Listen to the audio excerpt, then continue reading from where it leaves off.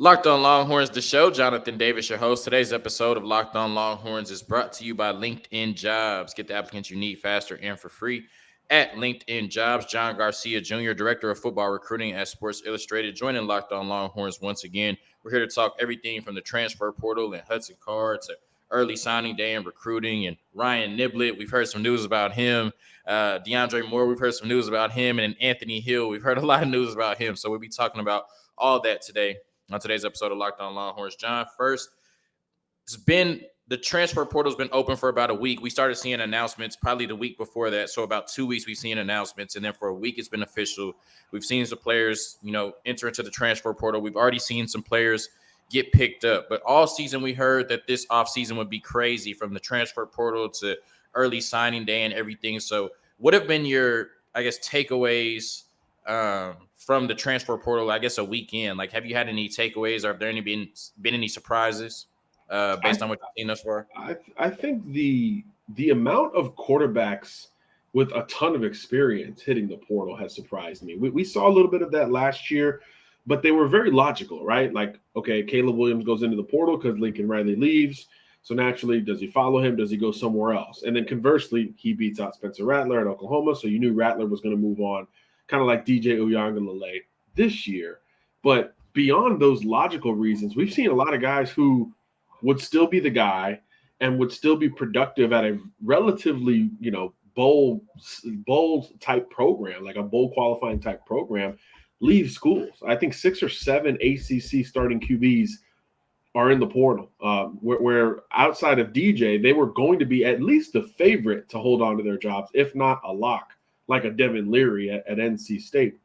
So that part has been fascinating to me. I think the rehabilitative properties of the portal at that position in particular have really shined a light on those possibilities. It's like you can hit a higher ceiling potentially if you make that move. I think Bo Nix, we mentioned Rattler, Adrian Martinez, all those guys this year kind of proved that, hey, you can go get a fresh start and really kind of reverse the perception around you. So I wonder how many of those quarterbacks look to those three in particular and want to make a similar move in 2023. So I just think the amount of experienced arms is quite unique. There's a lot of big-time quarterbacks out there. Grayson McCall just added his name to the list on Monday from Coastal Carolina. So if you need a quarterback, it's kind of a great time to need one because you've got maybe one of the best quarterback classes we've ever seen in recruiting and at least the biggest, most experienced group of starting quarterbacks available in the portal. So, there's about 30 quarterbacks between high school and the portal that you feel really good about if you bring them into your quarterback room. So I think that's the surprise. We're used to seeing the coaching movement, but the quarterback movement is hitting what feels like to be an all-time high. And one of those quarterbacks is from the University of Texas, and that's going to be Hudson Card, who played about 4 games this year when Quinn Ewers went out. And we know that he was the starter going into the season last year and split time with Casey Thompson.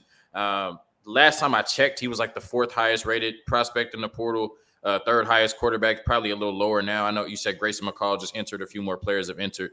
But what type of impact do you see Hudson Card having on another school next year when he ultimately transfers from Texas? I think he'll have a huge impact. I think he'll be in line to start at most of the places that I'm sure he's considering, or at worst, he'll be in line to battle to potentially start. And that is something in and of itself that he's so experienced with, right? Went head-to-head with Casey Thompson and won. Went head-to-head with Quinn Ewers and lost at like the 11th hour. And remember, right before Quinn was given the keys, there was a lot of buzz about Card beating him out. So literally the day before. It was right. literally So the day before. I mean, you talk about experienced. Yes, he's got game experience, starting experience. He's decently athletic, good arm, all those things. But he's experienced in just the art of quarterback battling. So I think he'll do that in the spring and maybe even the fall wherever he goes. So I think that's a huge advantage for him, a different level of maturity and expectation there, independent of his physical skill set, which is still really important. He fits a lot of modern offenses in this day and age with his ability to move. He's a competitor, and he's got plenty of arm talent as well. So I think a lot of those things are going to play well for him wherever he ends up. And we all know the Steve Sarkisian offense is one that a lot of schools look up to, just in general. A lot of people look up to. So having experience within that system in particular, I think will help out in a big way as well. How would you compare the top end talent in the transfer portal last year to the top end talent we've seen enter the transfer portal this season? I think at the very top, last year had more maybe intriguing possibilities. I mean, look, obviously Caleb Williams just won the Heisman Trophy, so it's really hard to kind of look at it otherwise. But I think the starting experience and depth in this cycle in the portal is going to change the sport even more. We could see, think about the schools that could be in the market for a quarterback. You go right to the top, right? It's Georgia, it's Alabama, it's Notre Dame. I mean, it's schools that are very much, we think, going to be in the mix kind of year in, year out. Down in Florida, Miami, the schools really are across the sport. Oklahoma could be back in the market depending on how that looks. So I think that's where you're going to see such a big impact. UCLA, Oregon also in that conversation. So there's just a lot of possibilities with this group. And again, so much starting experience. And this past cycle, or this past fall, I should say, was just such a great example of quarterbacks moving on and just upping their profile. Look at Michael Penix at Washington to keep it in the Pac-12. Bo Nix, as we mentioned as well, I mean, totally flipped the script on how people view them in just a few short months. So I think all those possibilities are going to make it pretty chaotic to try to figure out who's going to go where in this time around. And you've got a lot of accolades that are in the portal right now. NFL accolades from, Devin Leary, DJ Uiagalelei, conference championship rings, Grayson McCall, multi-time Sun Belt Player of the Year. I mean, so many record setters, really. Even Brennan Armstrong at Virginia is like a record-setting quarterback who can really move and run. So there's a lot of intriguing possibilities in the portal. So for a guy like Card, I think timing is going to be important. We've already seen a few guys come off the board here. Cade McNamara to Iowa, Phil Jurkovich to Pittsburgh. So I think finding a fit and jumping on it, it's going to feel like quarterback recruiting, where you got to grab your spot because they're going to theoretically be cleared up here really fast. Yeah, Texas is expected to lose some key players on the offensive and defensive sides of the ball. Bijan Robinson, Roshan Johnson. On the defensive side, DeMarvion Overshown, Keandre Coburn, and others, right? And so where do you think this Texas team needs to place an emphasis on position-wise in the transfer portal? Well, we saw it kind of balanced last year, right? There were a lot of, kind of easy to see fits, particularly on offense, where it looked like everybody was gearing up for just this crazy offensive year in Austin. But yeah, I think this year the defense was experienced, right? We talked about it all year on this podcast. The defense was older, so naturally you expect to see a little bit more of an emphasis there. And of course, quarterbacks get all the headlines, but look, there's a lot of great defensive players in the portal as well at all three levels. I think when you bring in experienced trench talent in particular, that's another position group, O-line and D-line, where we see a lot of instant impact transfers where it's like, hey, we're one player away, we're two players away. And now the portal gives you that opportunity to sort of flip the D-line room or the O-line room. So I expect Texas, especially on defense, to be pretty busy with the portal. But the timing is going to be crazy, right? Signing day is in a week. The portal's opened, coaching carousel still spinning. Purdue just hired a coach today. Unfortunately, Mississippi State is now open because of Mike Leach's death. RIP to the Pirate. So yeah, there's so much going on simultaneously that it's like, how do you also recruit these older players who have already been through the process and kind of know what they want? It's almost like blink and you'll miss it type of recruiting because these decisions are typically much faster than that of these high school recruits. But I do think between signing day and New Year's, we're going to see a lot of these decisions come down because there'll be clarity on both sides. How many kids did we just sign? Now, how many spots, conversely, are open truly going into spring ball? So it'll be fast and furious the rest of the month, sandwiched with the holidays and the New Year on top of it. Quick word from BetOnline, and we're going to talk traditional high school recruiting in this 2023 class for Texas. BetOnline.net is your number one source for sports betting info, stats, news, and analysis. Get the latest odds and trends for every professional and amateur league out there, from pro football to college bowl season to basketball and the World Cup. We've got it all at BetOnline.net. And if you love sports podcasts, you can even find those at BetOnline as well. We're always the fastest and easiest way to get your betting info. Head to the website today or use your mobile device to learn more. Bet Online, where the game starts. So, John, as much as we heard about the transfer portal, we heard about, early signing day and national signing day. And we know with, NIL and all of this, we're expecting, a crazy next 2 to 3 months in that regard. And this is what you do for a living, the director of football recruiting at Sports Illustrated. So this is what you eat, sleep, and breathe right here. Are you expecting a ton of chaos between early signing day and national signing day, as been expected and talked about, what it seems like for the entire year? Of course, right? You mentioned three letters there, right? NIL.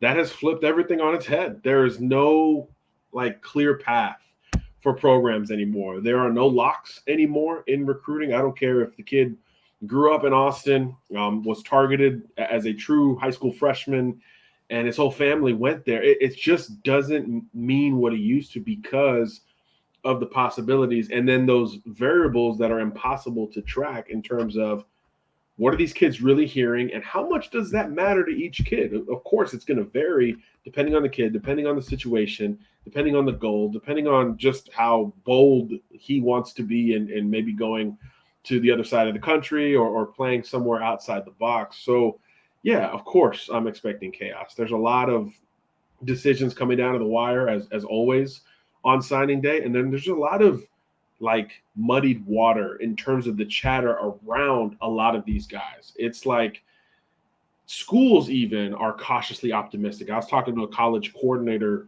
on Monday, and he's like, look, we feel good about player X, but we still won't rest until signing day.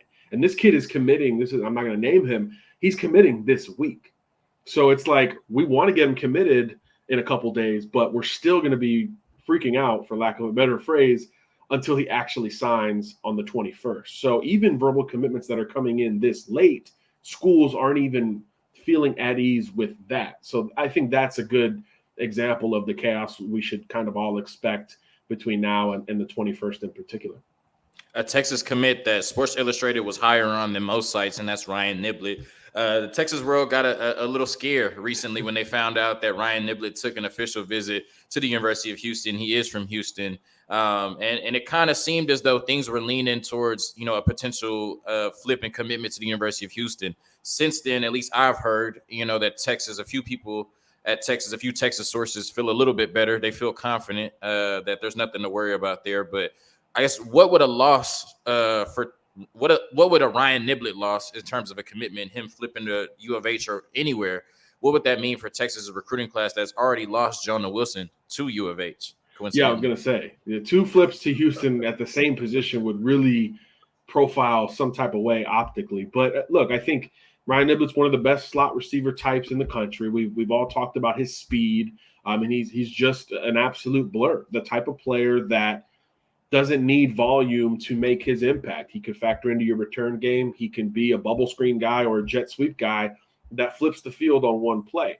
So that type of potential is something that every single program needs to try to add onto its class of 23 and beyond. And looking at this Texas receiver core, Deontay Cook is still there and still the headliner, but there's kind of interesting lack thereof when it comes to depth with these wide receivers. So you're still in it for Deandre Moore and Jacoby Lane, and obviously you want to hold on to Niblett, but you've already got him. So I think that's really important, and he doesn't really profile similarly to those other guys that Texas is recruiting. So I think that's where, from a variance perspective, you really need to try to hold on to him beyond the optics, right? Hey, Texas kid, in-state kid, track star, this offense, how it profiles, and all of those things. So yeah, I think it's been on a lot of Texas folks' mind, but he's still committed right now. After that official visit to Houston, theoretically, he's not going to take any more visits until National Signing Day. And we know Brendan Marion has been steady on him. So I think that's important to point out, Jonathan, where it's like sometimes kids flip and you wonder how much is the school really pushing to hold on to them, right? I'm not going to name names. But, was the school really fighting to keep this kid, or were they kind of nudging like, hey, maybe you should take a visit or two just to see what your options are? But I do think, I actually know, in Niblett's case, Texas is absolutely fighting to hold on to him. And I think that's a difference compared to some other kids that we see go in and out from these different commitment lists. Texas absolutely wants to hold on to Ryan Niblett. I know Sarkisian's been on the case, and I definitely know Brendan Marion has been on the case. And him individually has really been a key figure in this Texas recruitment of Niblett. And if he signs with UT next Wednesday, I think Marion will probably end up deserving the most credit in the end. But there's no doubt that Houston has absolutely made him think twice, three times about making that move, selling playing time, selling, of course, putting on for your hometown and city, while, by the way, making a move into the Big 12, which is now more appealing for Houston and Cincinnati and UCF and BYU here in recruiting going forward. So definitely not as optically simple as it might have seemed 6 months or 12 months ago. And even outside of optics, you talked about it, one of the best slot receivers in the country, one of the fastest players in the country, period. Somebody that has the potential to thrive in Steve Sarkisian's system. You talked about the lack of wide receiver depth in this 2023 class, especially with losing Jonah Wilson to Houston and then losing out on players like Jaden Greathouse, Jalen Hill, et cetera, right? We saw the coaching change at Louisville, and then we saw the decommitment that we were all expecting from Ruben Owens, right? And so many people feel that it's only a matter of time that Deandre Moore will decommit from Louisville as well. And a lot of people feel confident in Texas circles that Texas would be the school he would end up flipping to. How important is it for Texas to land Deandre Moore, given that lack of depth in the receiver class in 2023, and him just being one of the best playmakers in the country at that position? Yeah, that part in particular. Yeah, DeAndre is more balanced. He can be that bubble screen guy, work the slot, but he can also work outside. He's polished. He can block. Comes from maybe the best high school program in the country right now in St. John Bosco.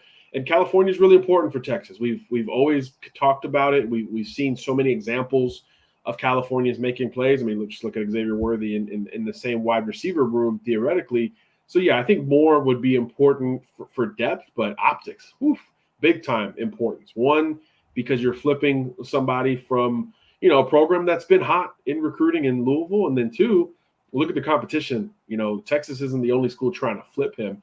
Many schools have been in and out on this recruitment, and it looks like Georgia is the primary contender for Texas should DeAndre make that move. He took officials to both Texas and UGA in November. And then it's been quiet, right? He's been focused on playoff ball. They just won their theoretical national title over the weekend. And there's really no buzz about DeAndre making a visit this weekend, which I think is good for Texas and Georgia because he's not going to go back to Louisville and really sit down with this coaching staff. Doesn't mean they can't go to Cali and sit down with him in home, but it's just different when you're able to go there for 48 hours as opposed to a couple hours at your house. So I do think that's good news and probably pushes the narrative that, hey, this flip looks like it's going to happen. It's just a matter of where. Like you said, Texas feels really good.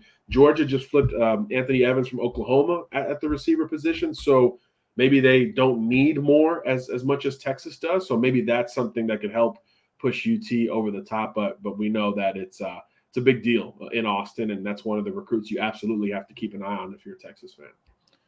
Anthony Hill decommitted from Texas A&M over a month ago, and since then it's felt like Texas was the obvious choice from him to, decommit from Texas A&M and flip to. We know most of the time, kids don't decommit from a school and end up going back to that school.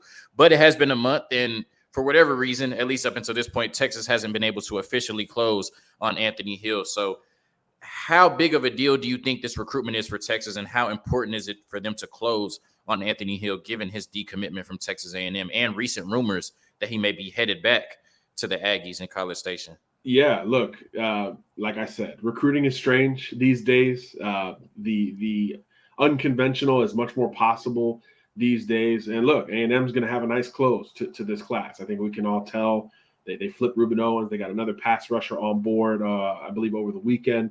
A&M's going to, they're not going to sit down in the 20s for long. They're going to make a nice push here at the end of the day. And reeling in a long time verbal commitment would be big, just as much as trying to hold off others for David Hicks would be big for Texas A&M. So there's certainly some buzz there, and I think it could be really simple, right? Because it hasn't been with Hill. He's been very quiet, and he hasn't been very active. I think that's what's really interesting about this recruitment.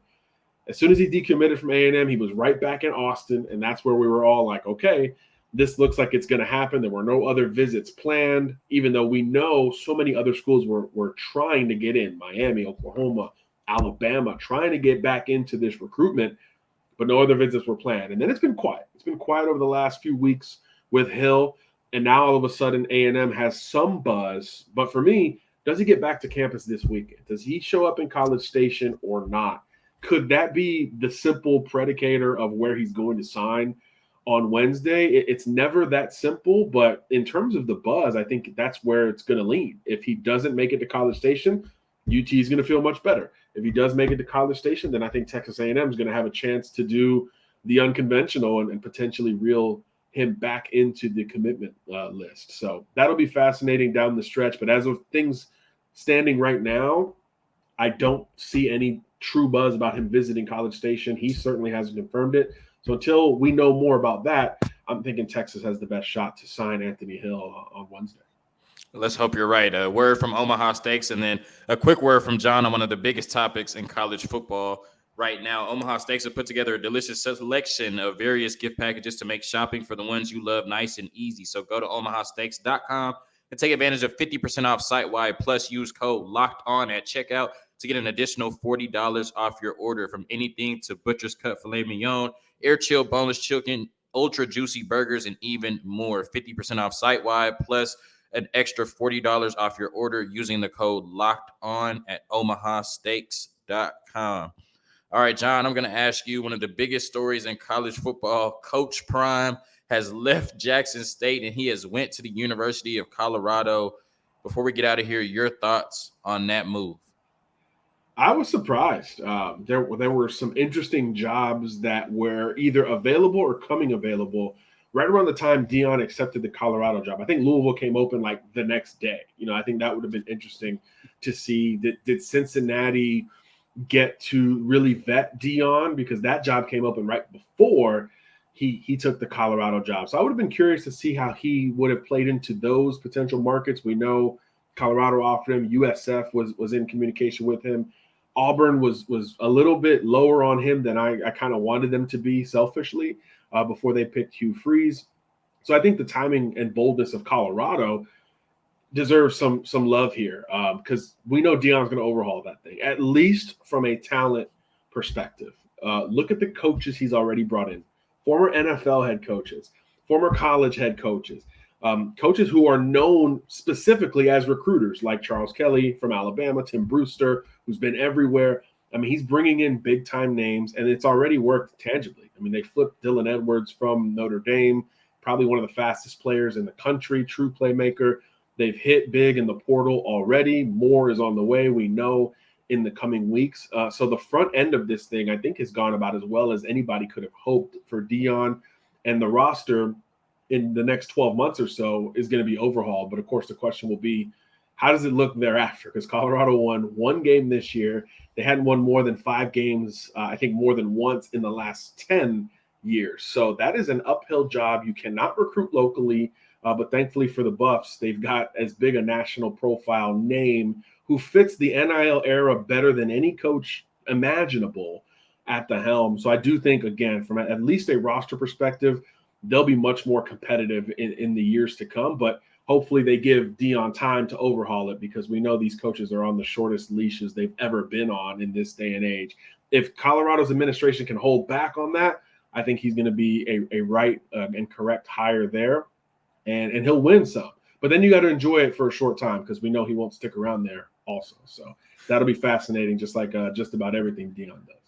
Yeah, A+ hire in my opinion, even as an HBCU graduate, right? An A+ hire, and like you said, a complete overhaul. Deion said he's bringing his luggage with him, and it's Louis. All right, hook him and peace. Who else would say that?